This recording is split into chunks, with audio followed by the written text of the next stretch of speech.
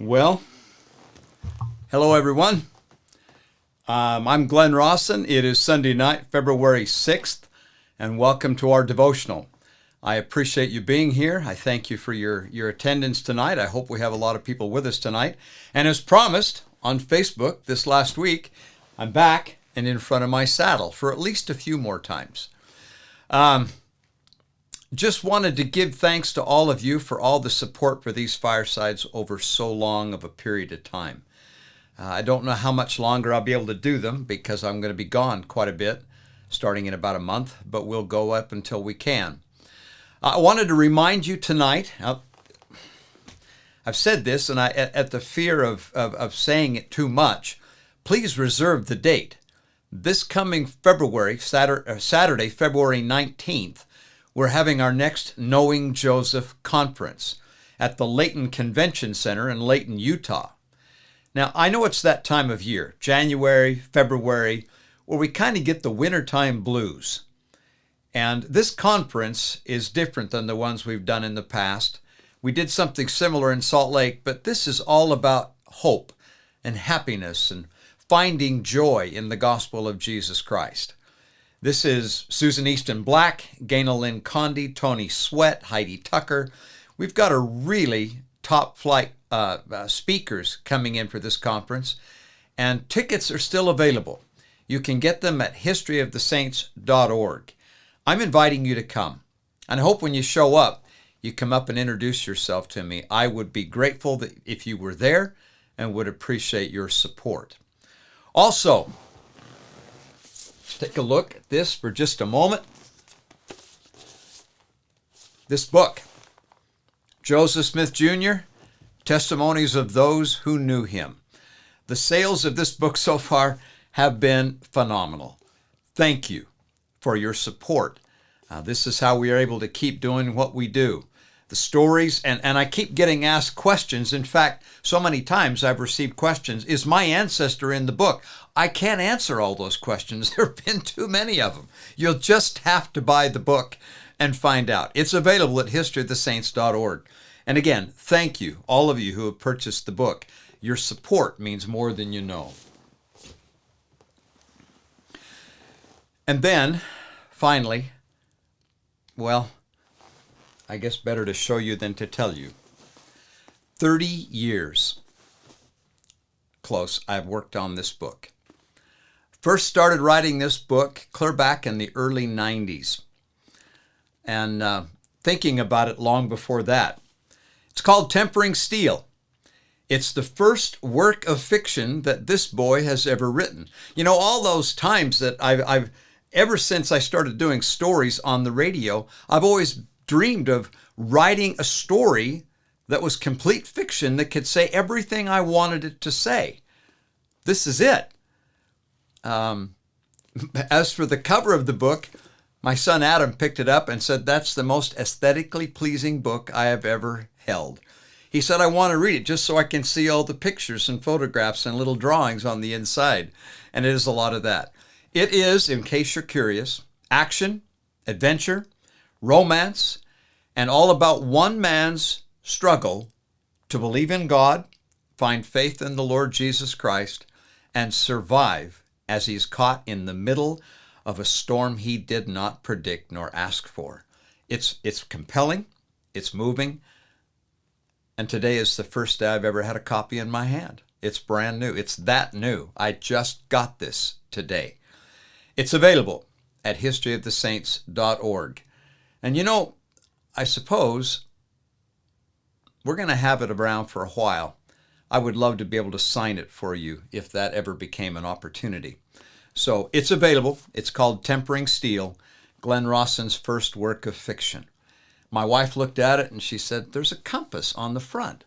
And I said, "Yeah, has everything to do with what's going on in the book, as do the Tetons." So if you like a good novel, a fun read, this one's almost 400 pages long. I hope it holds your attention, but more than that, I hope it builds your faith. It feels like almost like an infomercial, so I better stop. Would you do me a favor, those of you that are listening? the way that we get the word out to other people is that if you share the posts that we put on Facebook and Instagram, share those with your friends. Please feel free. Everything I post on social media, share it. Please share it with your friends and with your families. That's how we get the word out and invite more people to come and partake of this family history. Now, as always, especially tonight, I ask for your faith and prayers. It will be your strength and your power and your faith that carries this tonight, if this helps anyone. First story. Early one summer morning, 17-year-old Tom Perkins jumped on the tractor and went off to spend the day baling hay. He said it was to be, quote, a beautiful day full of promise and fun, end of quote. You see, Tom loved farming. Well, he arrived in the field, lined the baler up on the windrow, and started down. After a few minutes, and you get to where you can tell, he could tell that the baler was having a hard time. So he stopped, got down, and checked the hay. Sure enough, it was damp, too damp to be safely baled. So Tom decided to stand down and let the hay dry out a little more later in the day. His intention was to unhook the baler right where it was and leave it in the field. So he went back, set the jack on the baler, and pulled the hitch pin. But as he attempted to pull off the PTO shaft from the tractor, it wouldn't come. It was stuck, and I remember this. He pulled harder, and suddenly the PTO came off with a jerk. Well, it rocked the baler, and the baler separated from the tractor. The jack collapsed, and the heavy steel tongue of the baler dropped to the ground, right on top of Tom's foot, crushing it. Tom screamed with the pain and tried to lift the baler off, but it was too heavy. He couldn't even move it. He looked around for someone to help, but there was no one close enough to assist him. He was pinned, in pain, and in serious trouble. Can you see it? He later wrote, quote, since I'm a member of the Church of Jesus Christ of Latter-day Saints and had been taught early in my youth to pray, I knew there was only one person who could help me, and that was my Father in heaven and Jesus. The pain was still surging through my body, he said. I could not kneel down to pray, so I raised my voice to heaven for help. It was one of the most earnest prayers I have ever given, totally from my heart. End of quote. Well, just then, Tom felt an impression that he should try again to lift the tongue of the baler. He placed both hands under the tongue of the baler and with a prayer in his heart began to lift. To his surprise, the baler lifted easily. Quickly, he pulled his mangled foot free.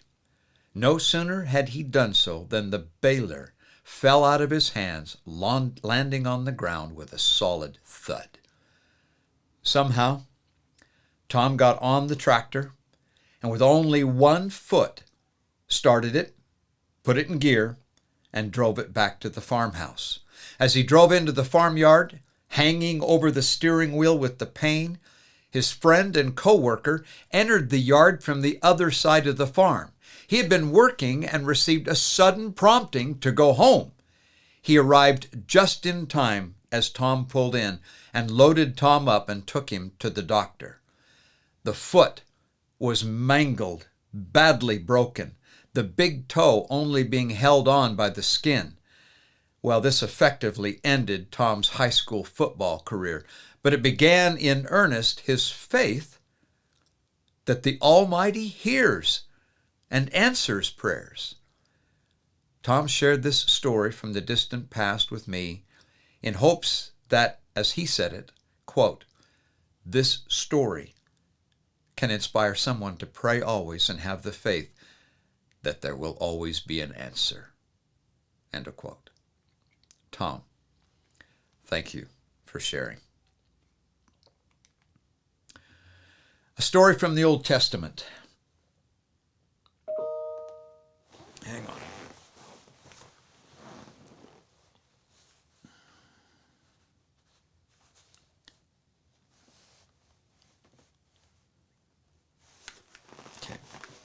keep going.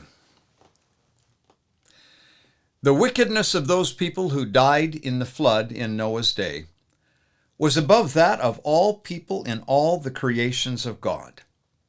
It was that bad. Moreover, the flood was a great and terrible day to those people who lived through it. The suffering brought on by that event was unimaginable. Let me illustrate. First, consider the suffering of those people left behind. As the windows of heaven opened and the deluge began, think about it. They would have recognized their foolishness. Oh, that we had listened to Noah, they may have cried. As the waters rose higher, they would have clambered in panic to higher ground. Higher and higher they would have scrambled in absolute terror until that moment that they were swept away. And speaking of suffering, have you ever thought about what Noah and his family endured? For 120 years, Noah had labored in love to save these people. That's charity.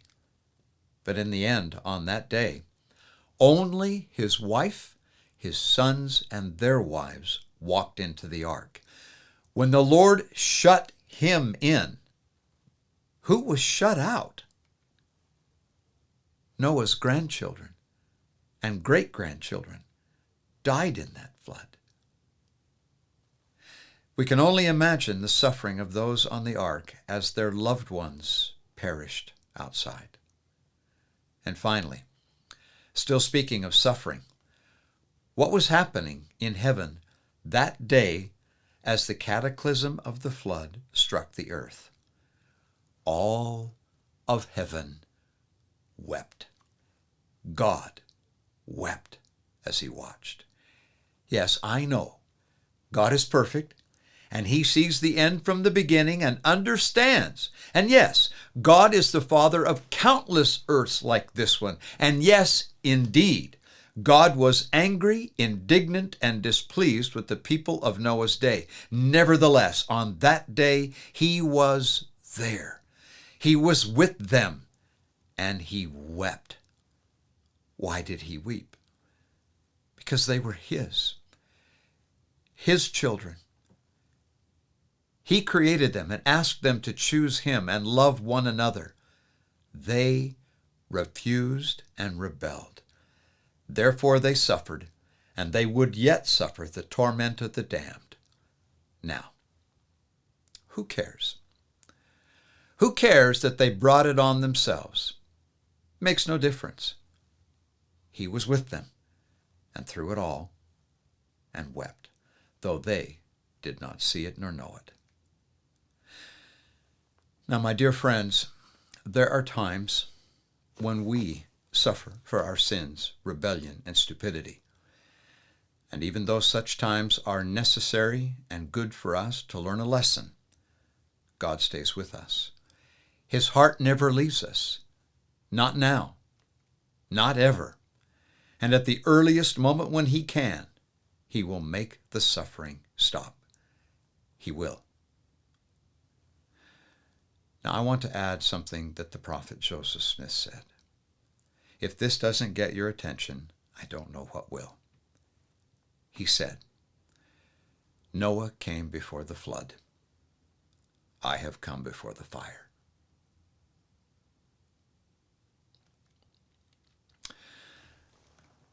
Next story.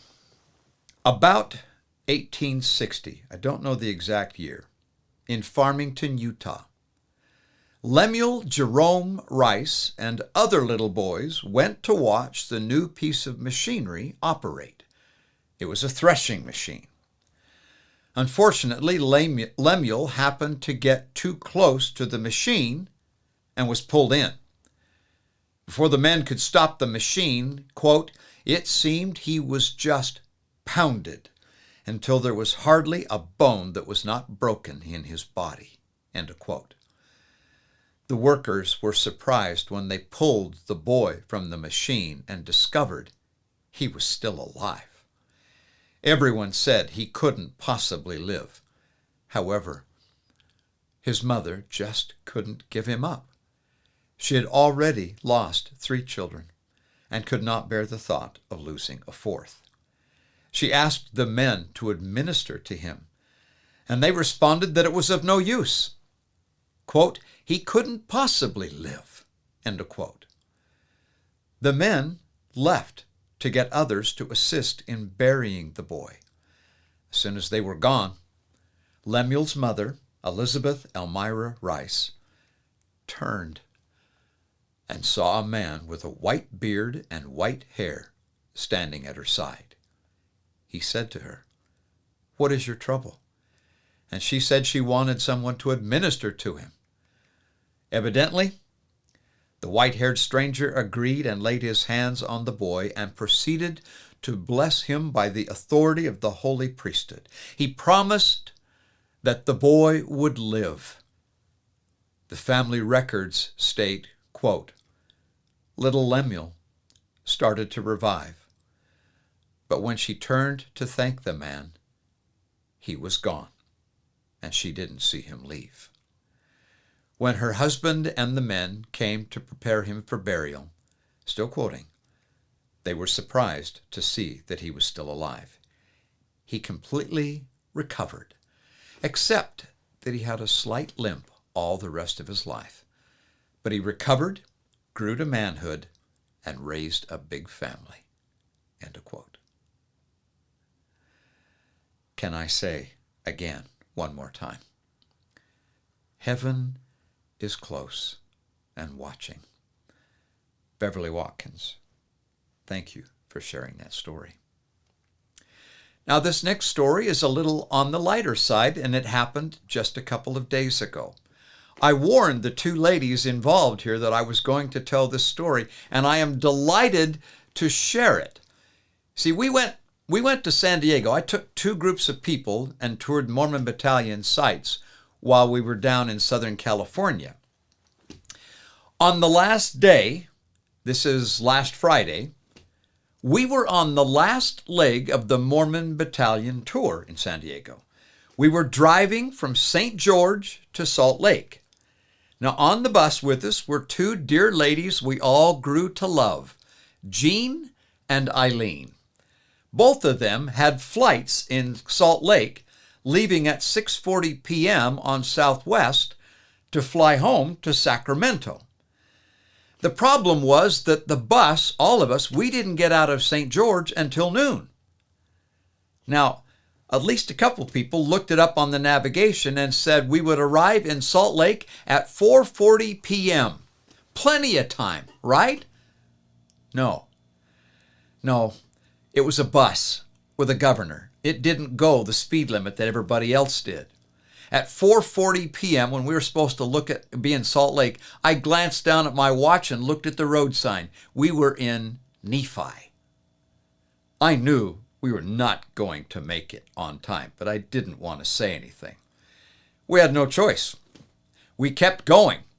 At 5:15 p.m., we were in the middle of Salt Lake Valley.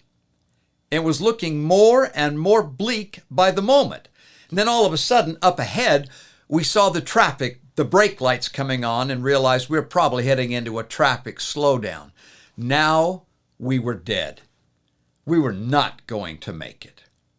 Now, I didn't know this. I don't know that anyone knew this, but at this point, Jean leaned over to Eileen and said, quote, we need to say a prayer.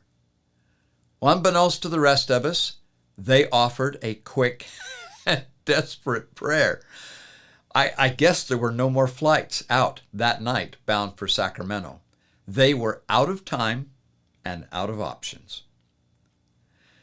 A moment later, I'm sitting in the front seat.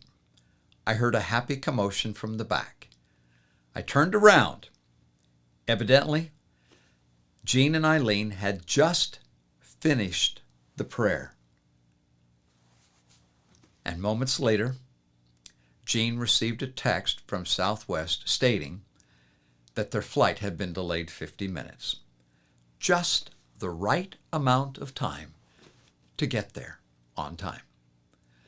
There was general cheering and rejoicing all up and down the bus.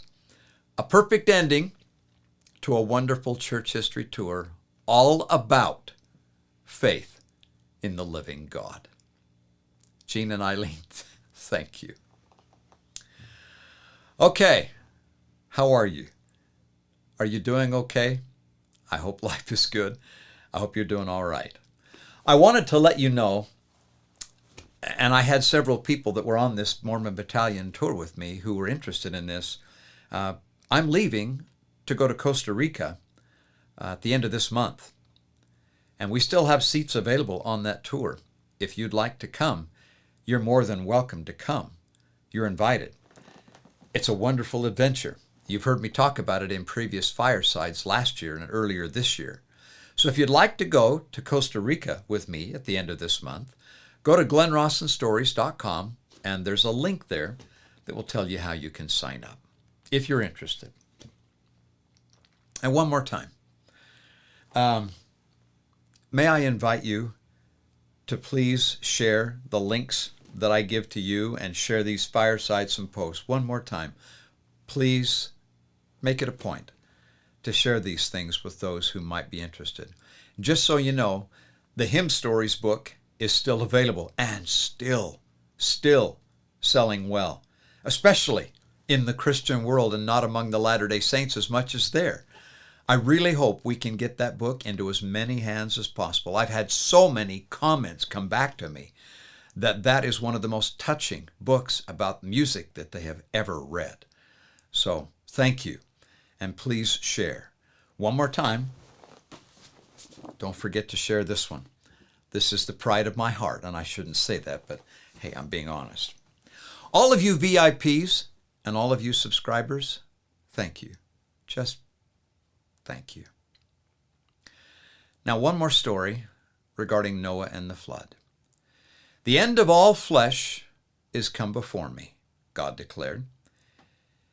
You know, when the floods came, they were going to rise 45 feet approximately above the mountaintops until every living thing upon the dry land was swallowed up. All would die in terror and violence, as I mentioned earlier. Indeed, the Almighty was angry in the days of Noah. Now, what possibly could have happened to bring the human race to such a state that God would destroy the whole of it? Weren't there at least some men that were good? No. The record says that every imagination of the thoughts of his heart, meaning mankind, was only evil continually, like the times of Mormon in the Book of Mormon. All men were evil in the days of Noah, all the time. It was all they dreamed of, all they sought for. Moreover, it says, the earth is filled with violence. Genesis 6:13. Does that sound familiar? Societies were stricken with war, crime, and corruption. Men and women were without affection and hated their own blood. All flesh, the Lord said, had corrupted his way upon the earth. Now, to corrupt means to ruin or spoil. Hence, the meaning is every man, woman, and child upon the earth was lost, had ruined their way to salvation. They had reached that point when the Spirit of the Lord would no longer strive with them. There was no chance in mortality, even for the children. And there they were, just another normal day in the world which they had created and to which they had become accustomed. Eating, drinking, marrying, giving in marriage, until that day. Genesis 5:38. As Noah had said would happen, when the fountains of the great deep were broken up and the windows of heaven were opened. And it was too late. Down came the rain. But there was one man that survived this global cataclysm. Noah found grace in the eyes of the Lord. Why? Well, this is why. Because when every other man would not hearken to the Lord and walk in his ways, Noah listened and walked as he should. When every other man did as he pleased, Noah did according to all that God commanded him. While the rest of the world was eating, drinking, marrying as they chose, Noah was dutifully building an ark. When all men were hateful and violent, Noah lived in gospel love and peace and tried to save others. When every other man lived according to the evil imaginations of his heart, Noah, it says, was a just man and perfect in his generations, meaning he was whole and complete, a man of integrity. My friends, the days of Noah have come again, except this time it will be a fire that sweeps the earth, not water. Those who will survive that day are exactly those who live now as Noah lived then, obedient. Noah came before the flood, and those 7 souls who listened were saved. Joseph Smith came before the fire, and those who listen and adhere to the ordinances and covenants of the gospel as restored through him will survive the fire. Next story. In 1928,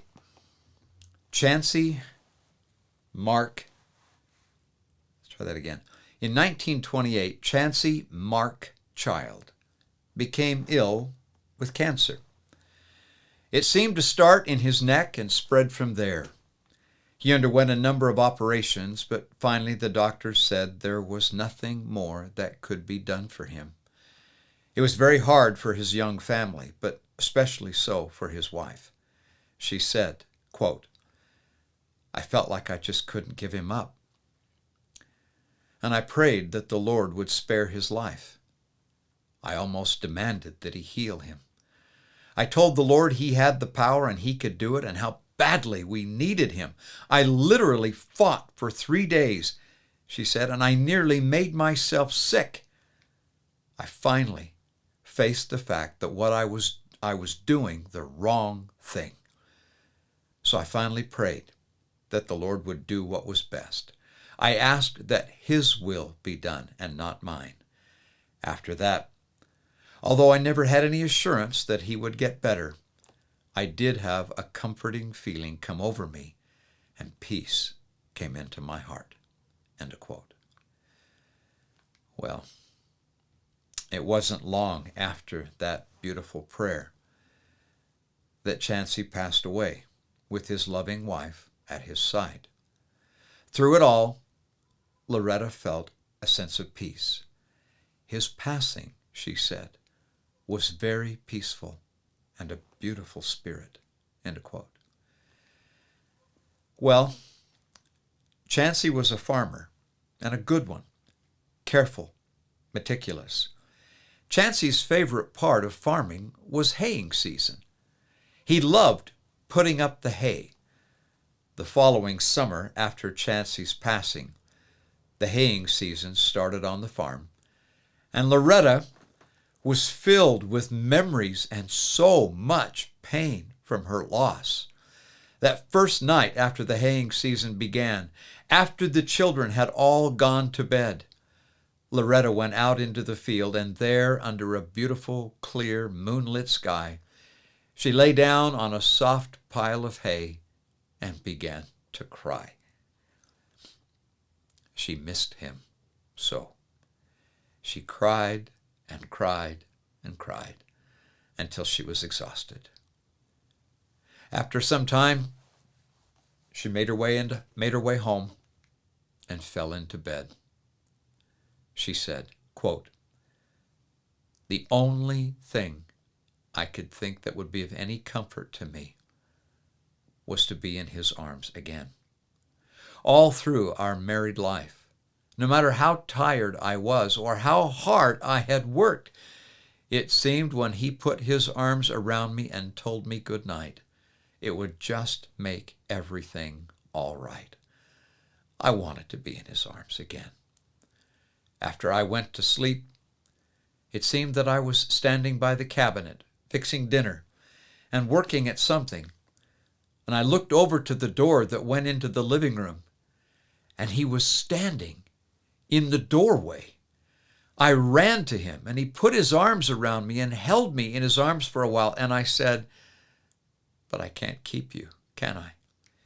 He just smiled and put his hand on my head like he was giving me a blessing. And slowly, he was gone. That comforted me, Loretta said, then, and still does. It has carried over all these years. There is nothing that has happened to me in real life that is more real to me now after all these years. End quote. That's the family of Loretta Rice, child Rice. And again, Beverly, thank you for sharing that story from your family. Now, I tried to share this with my two groups, and I'm not sure that I did a decent job. After spending 2 weeks immersed in the story of the Mormon Battalion, I'm even more convinced that if all the membership of the church understood just how important that story is to our history, our heritage, and our culture, they would study it more carefully. They would learn more about it. We have come to revere the handcart people and the rescuers of 1856. If we knew this story, we would revere it the same way. After 2 weeks immersed in it, I wanted some way to summarize what the Mormon Battalion was like for those people, the 500 men and 30-some women and children that were a part of that march, before and after. This story sums up how hard it was to be a member of the Mormon Battalion or in the families of those left behind. In 1878, long after the battalion, Margaret Phelps, the wife of Alva Phelps of the battalion, recounted to Daniel Tyler those hours in July 1846 on the Missouri River when the call came suddenly to serve in the Mormon Battalion from the Living Prophets. She said, quote, "We were traveling along the way when the call came for my husband to leave us. It was midnight when we were awakened from our slumbers with the painful news that we were to be left homeless and without a protector. I was very ill at the time. My children were not well. My babe was also extremely sick. But the call was pressing. There was no time for any provisions to be made for wife or children, no time for tears. Regret was unavailing. He started in the morning. I watched him," she said, "from my wagon bed till his loved form was lost in the distance. It was my last sight of him," she said. 2 months from the day of his enlistment, the sad news of my bereavement arrived." End of quote.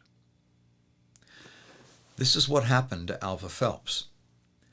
July 20th, 1846, Alva Phelps had left his family and marched off with the Mormon Battalion to Fort Leavenworth, Kansas. While at Fort Leavenworth, Alva Phelps became ill. And when the battalion left Fort Leavenworth on August 12th, Alva went with them. He was still sick, but he kept going. Then, while camped on the Arkansas River, Henry Standage, a fellow battalion soldier, wrote the following in his journal. Quote, "Wednesday, September 16th, 1846. Brother Alva Phelps died this evening. I believe that calomel killed him, as he was a faithful brother, and he had not been sick but a little. I helped dig his grave by torchlight. After I'd returned from digging Brother Phelps's grave, and had laid down in my tent, some of the battalion called me to look at a star in the east that continued to move both north and south, up and down. It was directly in the course that we had traveled. When Alva was taken sick, he pleaded against his being forced to take calomel and said he would get well without it. End of quote. Calomel was a heavy medicine containing arsenic. The members of the battalion believed that the army surgeon forced this medicine on Alva and killed him. Now, I know this seems a sad tale to relate, but I want you to pay attention to what happens next. Whenever I study the pioneers, in fact, I told my group this last week, the more I immerse myself in family history, the closer to the dead I feel. I want you to pay attention to what Margaret Phelps did. She had every reason to be bitter, every reason to turn back, but these are the choices Margaret made after Alva's death. And this, to me, summarizes the entire story of the men and women of the Mormon Battalion. Her choices are utterly astonishing. She said, quote, "The blow entirely prostrated me," meaning learning of the death of her husband. "But I had just embarked on the sea of my troubles. Winter found me bedridden, destitute, in a wretched hovel which was built upon a hillside. The season was one of constant rain. The situation of the hovel and its openness gave free access to piercing winds, and water flowed over the dirt floor, converting it to mud 2 or 3 inches deep. No wood but what my little ones picked up around the fences, so green it filled the house with smoke. The rain dripping and wetting the bed which I was powerless to leave. No relatives to cheer and comfort me, a stranger away from all who ever loved me. My neighbors could do but little, their own troubles and destitution engrossing their time.